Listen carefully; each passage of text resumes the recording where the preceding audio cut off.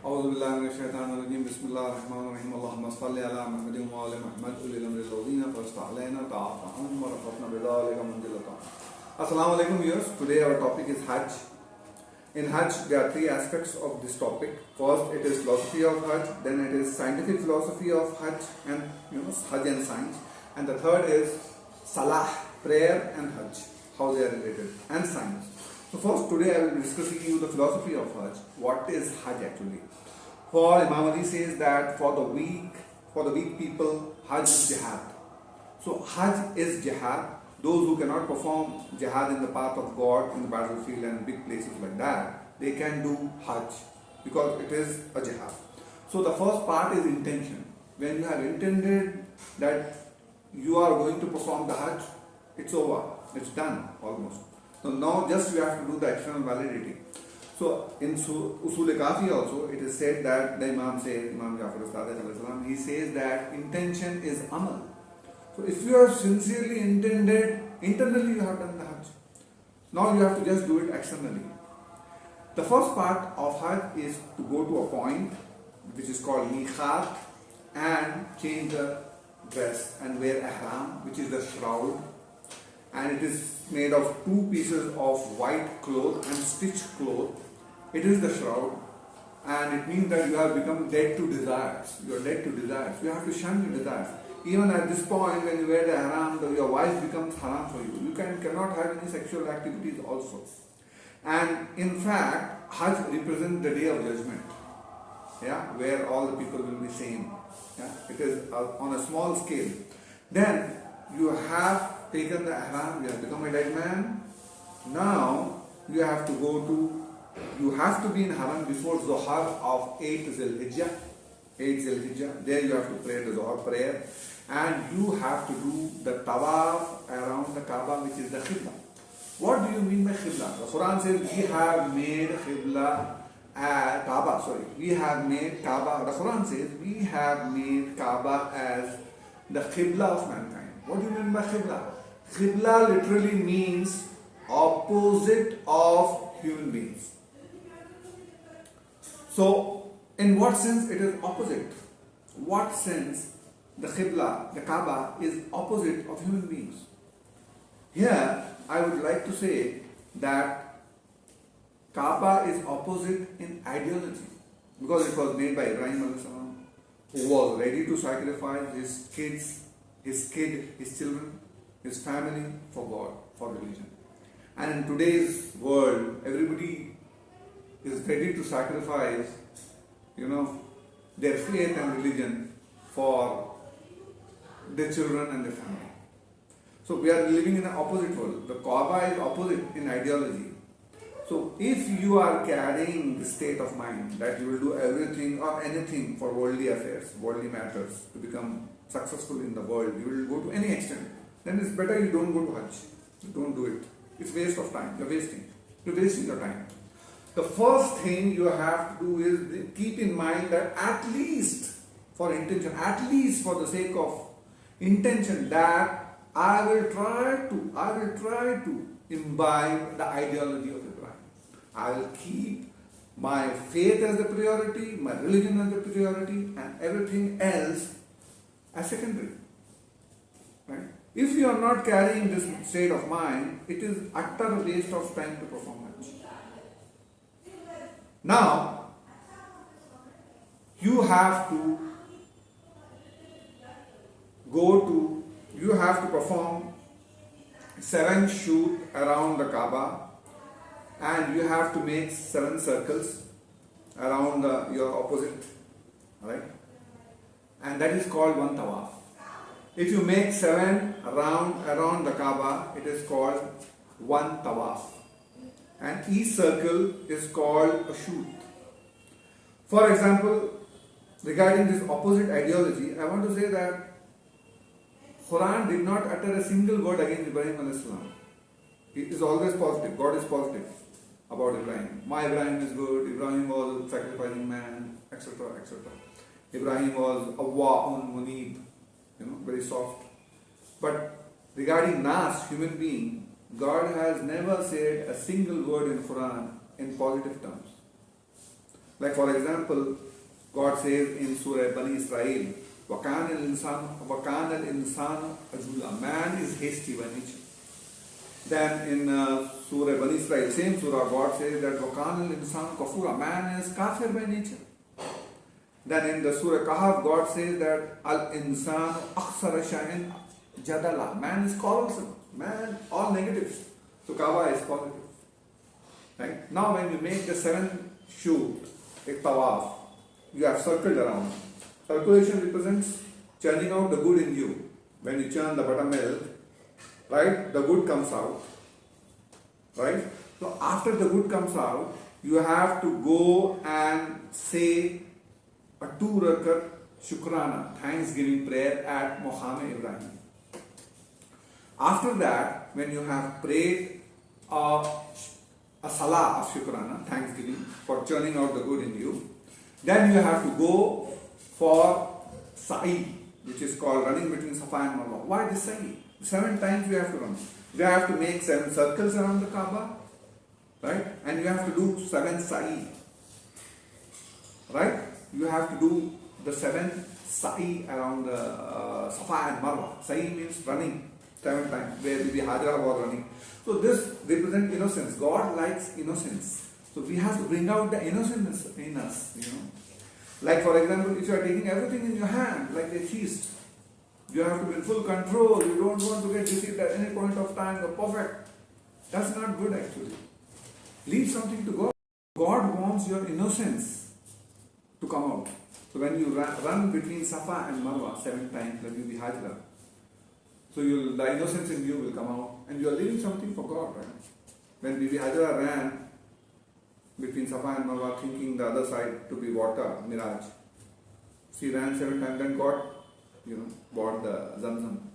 So if you become innocent, and you will see Zamzam in your life, maybe. So the point is, after that, performing the sa'i 7 times, 7 times sa'i and 7 times tawaf, shoot, 1 tawaf, 7 circles. Total is 14. So I talked about 14. Kindly go to my video of 14. The importance of 14. So here also there are 14 things overall. Then you have to, after you have done sa'i, you have to leave on 8th Dhul-Hijjah. You have to pray the Salah prayer and leave for Mina. Mina means munajat, where you plead to God. So you plead for knowledge, munajat. Then you have to spend the whole night there pleading to God. The next day you have to go for Arafah. When you pray to God, you will get knowledge. Mawla Ali says that there is no good in life except gaining knowledge. And Quran also said, Khul, Rabbi zidni ilma. Oh Rasul say, oh God, increase me in knowledge. So you have to go at Arafah. After pleading, you have to go in Arafah and gain knowledge. You will get knowledge there. You have to remember on God. Till evening by Maghrib, you have to be there in Arafat, the 9th Dhul-Hijjah. Then you have to leave the Arafat by Maghrib and go to Muzdalifah. Muzdalifah literally means collection of arms, weapons. For a writer, his pen is the weapon, pen is mightier than sword. Then for a speaker, speech, etc. etc.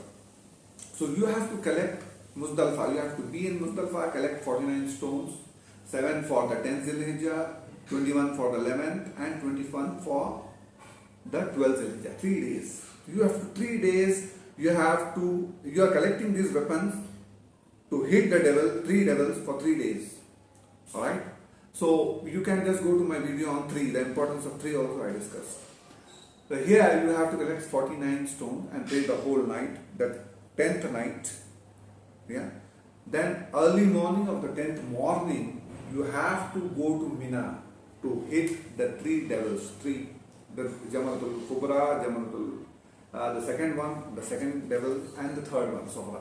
The Kabir, Awsat, and Sohra, Sahir. So first, you will find, God is telling, you will find the devil where you prayed. Mina, you'll find the devil in Mina only, where you pray. Right? The devil says in Quran, the shaitan says in Quran, I will sit on Sirat Mustaqim to misguide the people. See, the philosophy is very apt. Then, the first day, the 10th, early morning, you go, you hit 7, directly you go to the big shaitan. You have to go to Jamratul Kubra. You have to ignore the smallest, the middle, directly go and hit the biggest one. This is the strategy of jihad God is teaching you. Whenever you find devil, hit the biggest one first. Don't worry about it. First, when you hit the biggest one, the smaller one will run away. They'll panic. This is the strategy.